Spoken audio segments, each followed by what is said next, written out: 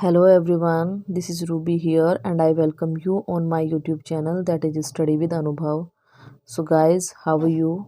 I hope you all will be very fine. In fact, will be very serious for your study. And as you know that we are learning parts of speech. In parts of speech, we have completed 3 topics, that is noun, pronoun and adjective. And today we will discuss about the verbs. In fact verbs पर भी हम लोगों ने 2 videos बना ली हैं और अगर आप लोगों ने वो नहीं देखी हैं मीन टू से आप लोगों का बेस क्लियर नहीं होगा। सो वर्ब को अच्छे से समझने के लिए आपको वो प्रीवियस वीडियो देखनी बहुत ज़रूरी है। So please watch that video, है ना। और पार्ट्स ऑफ स्पीच वो पार्ट है आपकी इंग्लिश ग्रामर का जिसको आपको सीखना ही होता है, मतलब बेस है। यस और अगर बेस ही क्लियर नहीं है तो कैसे आप अच्छी इमारत की उम्मीद कर सकते हैं, मिनटू से कैसे एक स्ट्रॉन्ग बिल्डिंग प्रिपेयर कर सकते हैं, है ना। तो सेम वही है। तो यहीं से अपनी शुरुआत करते हैं। हेल्पिंग वर्ब्स और auxiliary verbs. As you know that there are 2 types of verb we discuss in this video, primary and modal auxiliary. ये हमारी हेल्पिंग वर्ब्स में ही आती है। हेल्पिंग वर्ब्स को आप ऑक्सिलरी वर्ब्स भी कहते हैं। वे वर्ब्स जो प्रिंसिपल वर्ब के साथ प्रयुक्त होकर वाक्यों को अर्थपूर्ण बनाने में सहायता करती हैं, सहायक क्रिया कहलाती है। मीन टू से हेल्पिंग वर्ब कहलाती है। एक हमारी प्रिंसिपल वर्ब होगी, मीन टू से मेन वर्ब होगी, है ना।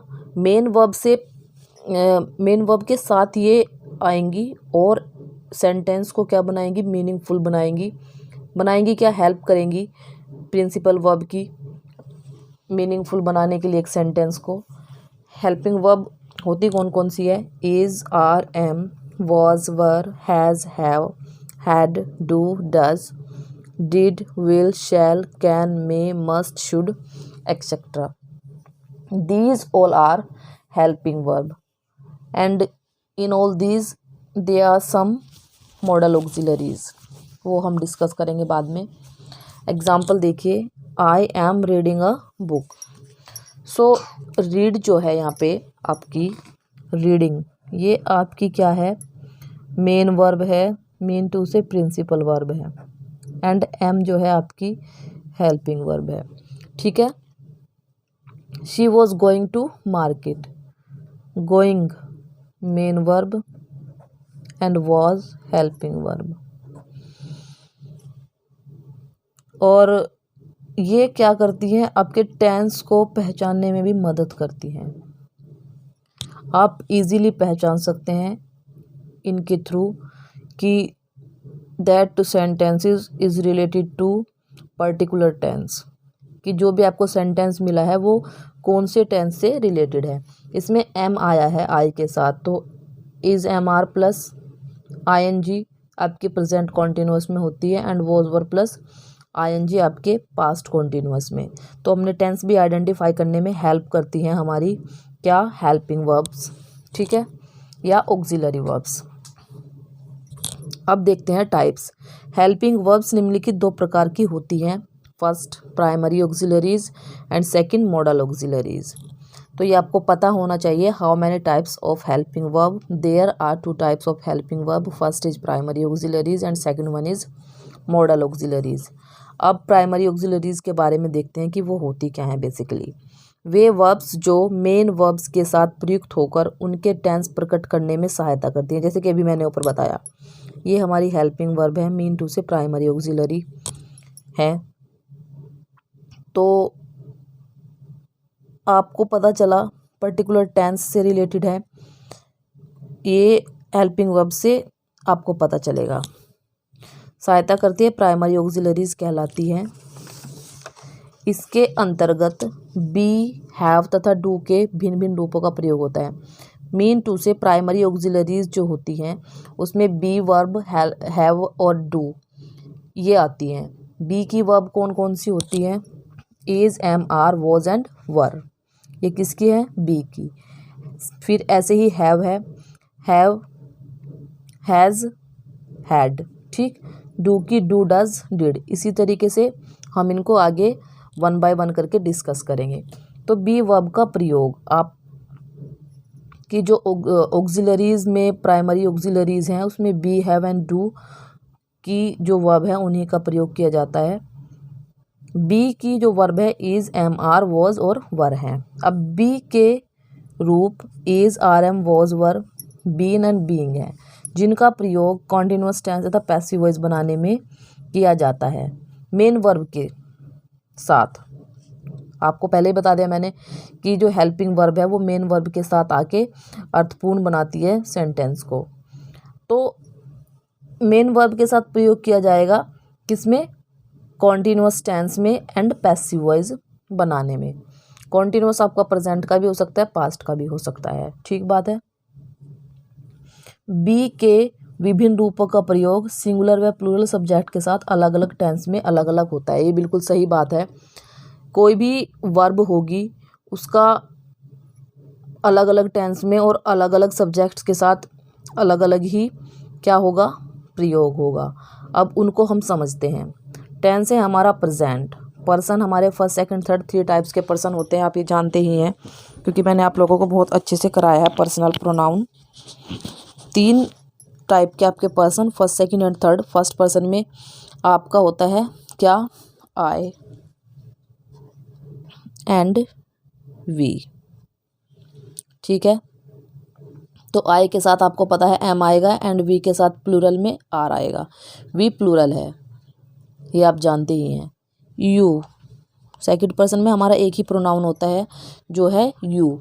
यू आपका सिंगुलर में भी और प्लूरल में भी इसके साथ आर ही आता है।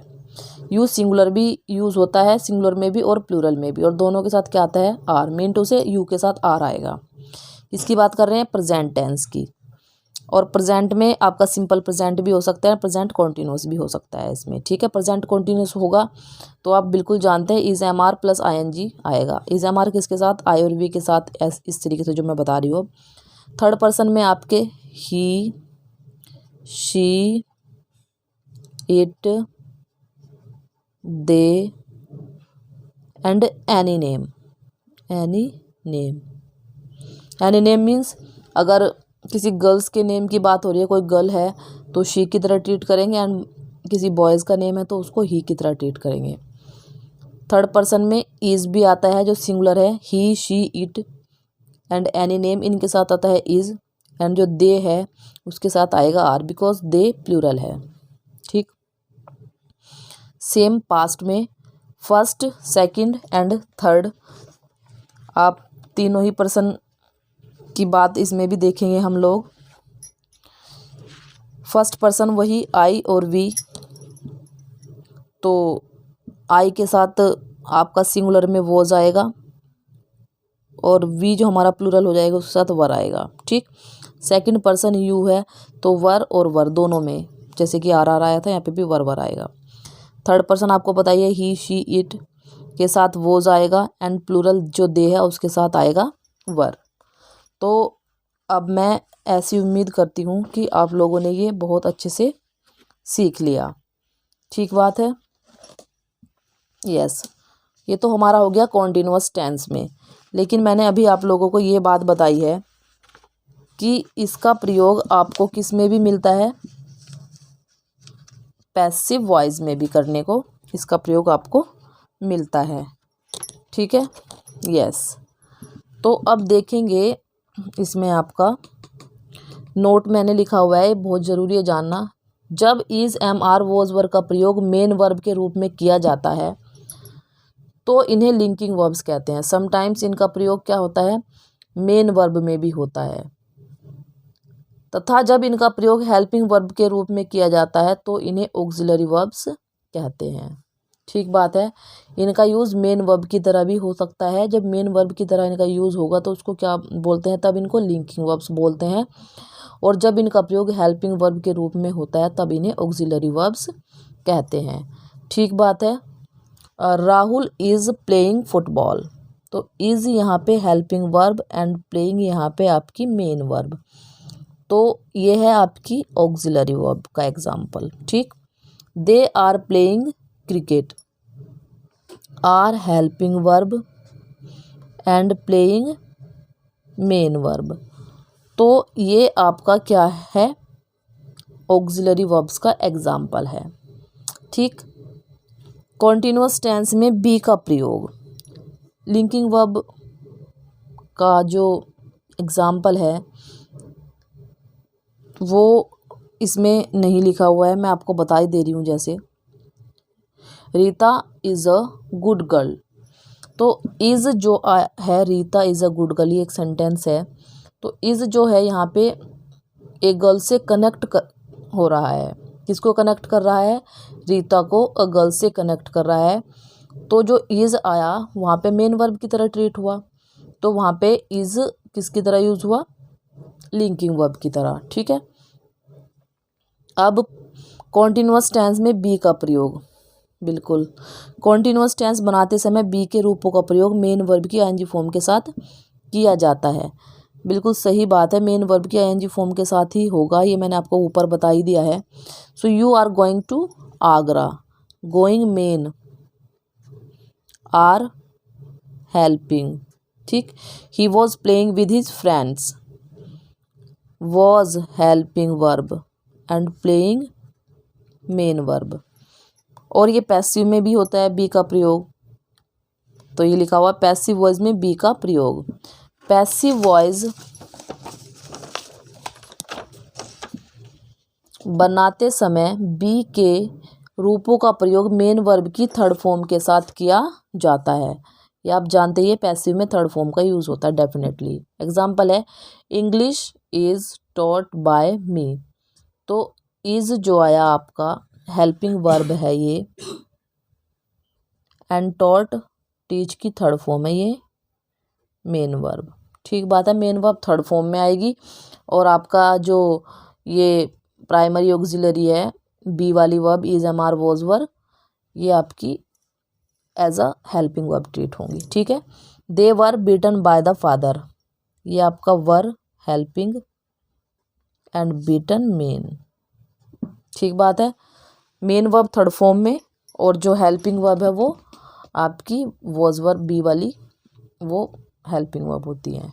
अब देखेंगे हैव का प्रयोग, हैव वाली वर्ब का प्रयोग। अभी आपने बी का देखा, हैव का प्रयोग कैसे, हैज़, हैव और हैड, ये तीनों ही किस में आते हैं, हैव वाली वर्ब में आती हैं। हैव के रूप हैज़ तथा हैड हैं, बिल्कुल सही बात है, जिनका प्रयोग परफेक्ट टेंस बनाने में मेन वर्ब के साथ किया जाता है। हैव के विभिन्न रूपों का प्रयोग सिंगुलर तथा प्लूरल सब्जेक्ट के साथ तथा अलग अलग टेंस में अलग अलग होता है। सेम आपके बी वर्ब की तरह ही है कि किस टेंस में यूज़ होता है हैव और हैज़ और हैड का, ये आपका प्रेजेंट एंड पास्ट दोनों में होता है। प्रेजेंट पास्ट के किस में, परफेक्ट में। ठीक है, परफेक्ट में हैज़ हैव प्लस थर्ड आती है ना, यस, तो वही बात इसमें बताई गई है। She has gone to the office, gone third form है, ये हैज़ और हैव प्रेजेंट परफेक्ट में यूज़ होंगे, एंड हैड आपका पास्ट परफेक्ट में।